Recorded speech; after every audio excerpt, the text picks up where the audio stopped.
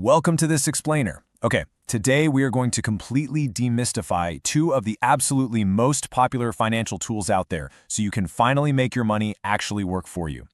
If you've ever felt totally overwhelmed by financial jargon or you're just kind of unsure about where to park your hard-earned savings, well, you're in the right place. We're taking it back to basics. We're going to break this down so simply that literally anyone, from a college student to a busy working professional, can grasp these concepts without breaking a sweat. So, let's kick things off with a pretty provocative question. If you manage to diligently set aside, say, 5,000 rupees every single month, is that actually enough to build real wealth over time? It's a super common scenario, right? You skip a few expenses, you save that 5 grand, and you feel pretty good about it. But here's the total game changer. Where you actually put that 5,000 rupees makes all the difference between just hoarding cash and legitimately building long-term wealth.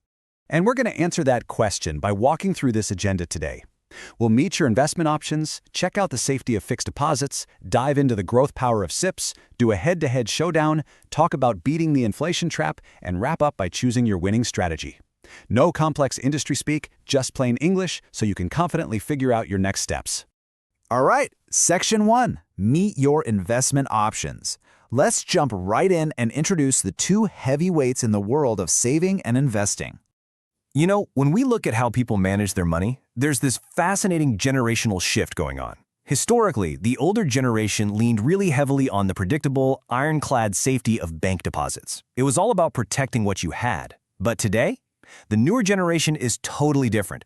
Armed with online platforms and better info, they're embracing much more dynamic tools that actually harness the stock market. They're willing to accept a tiny bit more risk because they want those greater rewards. Moving to Section 2, the safety of fixed deposits. Let's formally introduce our first contender, the reliable, predictable grandfather of savings, the fixed deposit, or FD. Honestly, the best way to think about an FD is like a locked, heavy-duty safe. You put a chunk of money inside for a set amount of time, and the bank promises to pay you a very specific, guaranteed interest rate. That money is incredibly secure. It is never going to decrease in its nominal value, which means you can sleep totally soundly at night. But there is a catch. The trade-off for that absolute security is that it's just not going to grow very fast.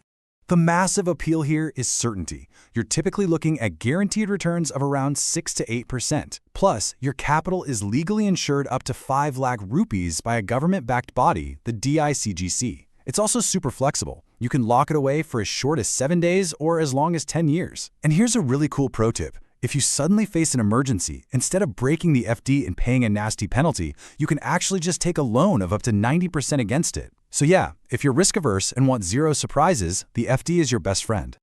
All right, Section 3, the growth power of SIPs. Now it's time to meet the modern wealth-building engine everyone is obsessing over right now. SIP. It stands for Systematic Investment Plan. So instead of needing this giant lump sum of cash up front, a SIP is basically a strategy where you plant a tiny financial seed every single month into mutual funds. These funds pool money from a bunch of investors, and professionals manage it by investing in the stock market.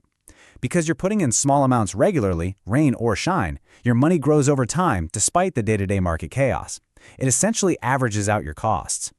And honestly, what's truly amazing about a SIP is that the barrier to entry is just virtually non-existent. You absolutely do not need to be rich to start. Students can actually start a micro SIP with as little as 100 rupees a month. That's literally the cost of a coffee. It's such a powerful way to build a disciplined savings habit early on without feeling stretched financially. Now, sure, SIPs do face natural market ups and downs, but this insight from Sachin Jain hits the nail on the head regarding their ultimate superpower. Dynamic compounding. Compounding is just earning returns on your returns. If your money is sitting in a traditional savings vehicle earning, say, 6%, you are waiting 12 long years for that money to double. But if your SIP averages 12% in the markets, boom, your money could double in just 6 years. That speed, that acceleration, that is exactly how massive wealth is built over decades. Okay, Section 4, SIP versus FD showdown.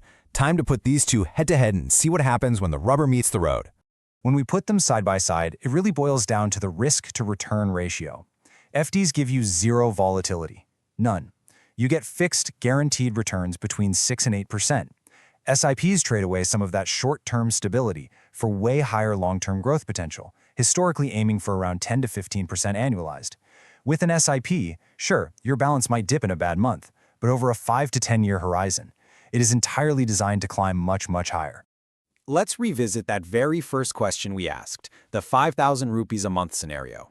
What actually happens after 10 years of investing that exact same amount into both options? Over a decade, you will have put in exactly 6 lakh rupees out of your own pocket into the FD and exactly 6 lakh rupees into the SIP. It's a completely level playing field on the input side. But look at the output. This is wild. The fixed deposit, compounding safely at 7%, grows your money to 8.96 lakh rupees. Not bad, right? But the SIP, estimating a 12% return, pushes your final maturity value to 11.62 lakh rupees. Just by choosing the SIP and being patient, your identical monthly savings generates an extra 2.65 lakh rupees. That right there is the undeniable mathematical superiority of market-linked compounding over a long time frame. Section 5. Beating the inflation trap. Because to really understand wealth, we can't just stare at big numbers. We have to talk about the silent killer of your savings, inflation. Inflation is basically the rate at which everyday stuff, groceries, rent, fuel, gets more expensive. It is constantly eating away at your purchasing power. Think about it. If your FD is earning a safe 7%, but inflation is running hot at 6%, your real return is a measly 1%. Add income tax on that interest, and your money is practically just treading water. You aren't getting wealthier, you're just barely maintaining your ability to buy the exact same amount of stuff you could yesterday. And this is precisely where equity SIPs completely shine, because they have a serious track record of beating inflation. If we take that 10-year SIP outcome we just talked about, that 11.62 lakh rupees, and we adjust it for that same 6% inflation rate, its real, spendable purchasing power in today's money would still be a massive 8.08 lakh rupees. That is true, tangible wealth creation that actually outpaces the rising cost of living. Finally, Section 6. Choosing your winning strategy. So, after all that, which of these tools actually belongs in your wallet? Do we just ditch FDs entirely? No way! Absolutely not. Instead of declaring one ultimate winner, the absolute golden rule of finance is just matching the tool to your timeline. Building an emergency fund, saving for a wedding next year. Use an FD. You need that predictable capital safety. But if you're saving for retirement or a goal that's 5, 10, or 20 years away, you absolutely need a SIP to crush inflation. And seriously, start early. Even 100 rupees grows into something incredible if you just give it enough time. So, a truly balanced, winning strategy isn't about picking a side. It's about combining them. Step 1. Figure out your timeline. Step 2. Lock your short-term emergency cash safely in an FD so you're never stressing about a market crash when you need money fast. And Step 3. Plant those long-term wealth seeds in a SIP, let it ride the market waves, and watch it grow exponentially over the decades. Which brings us to our final thought for this explainer. I want you to take a look at your savings today. Whether it's 100 rupees or 50,000 rupees, ask yourself, is your money just resting in an account, slowly losing its value to inflation, or is it out there actively sweating and working hard to secure your financial future? Understanding these two basic tools is step 1. Now, how you choose to deploy them, that's entirely up to you.